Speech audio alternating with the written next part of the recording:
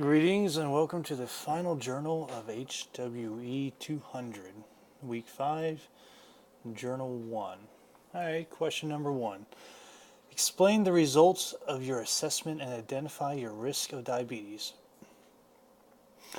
Well, in the assessment, if you answered yes to 5 or more questions, you needed to consult a doctor about being a high risk to diabetes and take your analysis. I answered no for all of the questions except for question 4. Question 4, are you constantly thirsty? I don't want to say I'm constantly thirsty, but I do like to keep water near me. I tend to keep a canteen myself, or sometimes a gallon jug, depending on where I am. Now, do I go through a gallon jug in an hour? No. I go through roughly about 1 canteen an hour, which is actually pretty healthy. Anyway, so the answer is yes, I'm often thirsty, and am nicknamed Camel by my family because I love water. Question number 2. Examine the relationship between health and wellness by discussing the impact of diabetes mellitus on at least 3 dimensions of wellness. The 3 dimensions of wellness that diabetes mellitus affects are physical, occupational, and emotional. The physical impact caused by diabetes mellitus, aside from the fact that you gotta take insulin, is the degeneration of nerves and blood vessels, as well as a tenfold increased risk for coronary artery diseases and an increased risk for heart attacks and strokes, according to the textbook on page 60. Second area affected is occupational wellness. Having diabetes mellitus requires one to take insulin, which bars a person from certain career paths such as a military, defense, contracting, and so on. It's probable that police probably won't hire you either. Anyway, in addition to that, the diabetic will have to tell his employer about his condition, which may influence the employer to hire someone else in his stead. At the very least, diabetic will have to deal with the hassle of taking his insulin at work, and his employer will have to make allowances to allow him to do so. Third area is emotional wellness.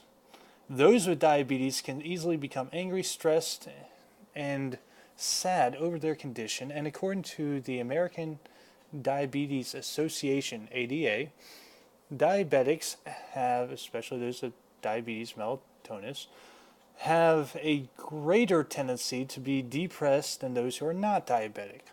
Common emotional side effects of being diabetic include sleep disturbances, no longer taking care of yourself, feel like diabetes is running your life, not dad, feel like diabetes is ruining your life, losing interest in activities and hobbies, withdrawal from family and friends, trouble concentrating, and thinking about dying or ways to hurt yourself, from Everyday Health Editors in 2014. Anyway, I would tell people that if you are thinking about hurting yourself or committing suicide, then definitely talk to someone immediately. They do have hotlines, things like 1-800-SUICIDE or something like that.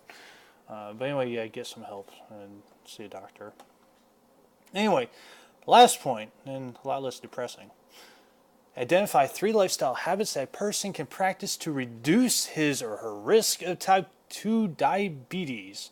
Type 2 diabetes occurs when a person becomes immune to insulin, according to the textbook on page 439.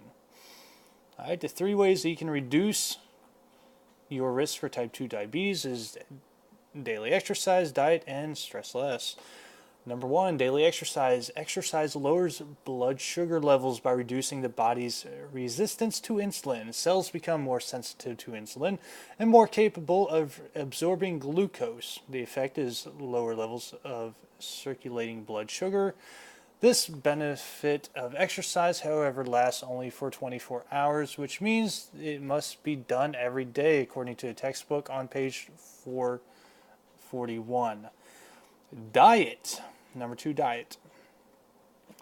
One with type 2 diabetes should eat a low-calorie diet and avoid trans fat, saturated fat, and sugar to improve their health. That's pretty much a given. If you're diabetic, don't eat a lot of sugar, like ever. In other words, no candy bars or sodas. Number 3, stress less. This stress response triggers the release of several hormones that increase blood sugar. Studies show that mindfulness, meditation, and I'd add prayer improves the ability to cope with stress, as well. Physical activities and social support also relieve stress, according to White. Note, it should be well known by now that stress interferes with getting a good night's rest, which is the second bullet point under stress less. Sleep well. Chronic sleep deprivation and poor quality of sleep increases the risk of diabetes and obesity. If you have continued sleep problems, contact your doctor, again, according to White. In other words, sleep a lot, sleep often, and sleep well. And in doing so, your blood sugar will be lowered, which in turn will lower your risk for type 2 diabetes, and I'd say probably diabetes in general. Anyway, have a great day, and until we meet again, cheers.